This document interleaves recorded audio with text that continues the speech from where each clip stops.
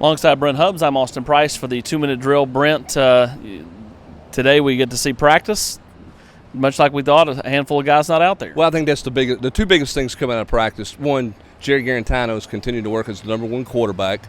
Two, it's about who's not there. Will Ignont, missing for the second straight day, continues to fuel that speculation that he's no longer a part of this team. I think we'd both be surprised if he were back. Same for Jaquez Jones. Both those guys we know have missed the last couple of days, and now you throw in other guys who are not there. Shannon Reed, who was there yesterday but not there today. Dominic Wood-Anderson not there. What does that mean? Gerard Means not there as well. So 5 guys missing Tennessee's practice today. So in the bye week, one of the biggest questions is who's on this football team? Where's the commitment level from those guys? Where's Tennessee's commitment level with them as they go through this bye week and get ready to start thinking about Georgia? What's the old saying, Hubbs? 1 is, something, 2's a trend.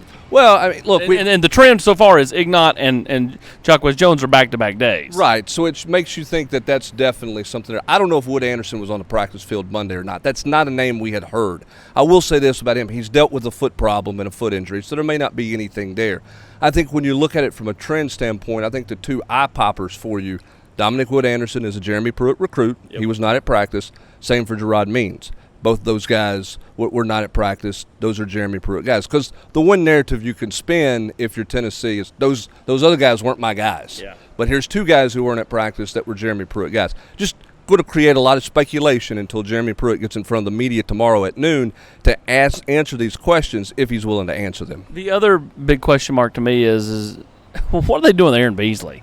I mean, he was at safety, linebacker, then to running back to safety, now back to linebacker. Well, I think the linebacker move now makes the most sense because Ignott's gone and Shannon Reed's gone. They don't have enough inside linebackers. He's the Swiss Army knife. So he's the guy right now. But the whole, you move him to running back because you're a little bit banged up at running back because Tim Jordan's got an ankle because – did you need him for Chattanooga? I mean, you know what I'm saying? And I've talked about this on the podcast or wrote about it after the game. It's the yo-yoing of guys that's really intriguing to me on guys bouncing around to different positions. Nobody's bounced around more than Beasley. I would imagine he stays at linebacker for the rest of the year because the inside linebacker numbers are really slim.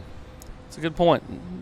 Problem is, it's tough on a kid, and the kids start getting frustrated when they get bounced around like that, especially as true freshmen. Five different moves, 3 different positions. Well, it's not just the position moves. It's the yo-yoing up and down the depth chart. One week you're in number 1, the next week you're in mop-up duty.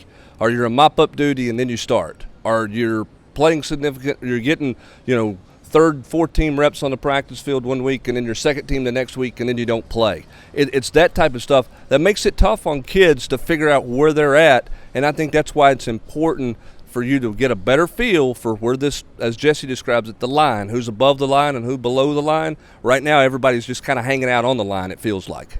Not you, Brent Hubbs. You're always above the line. He is Brent Hubbs. I'm Austin Price for the 2-minute drill.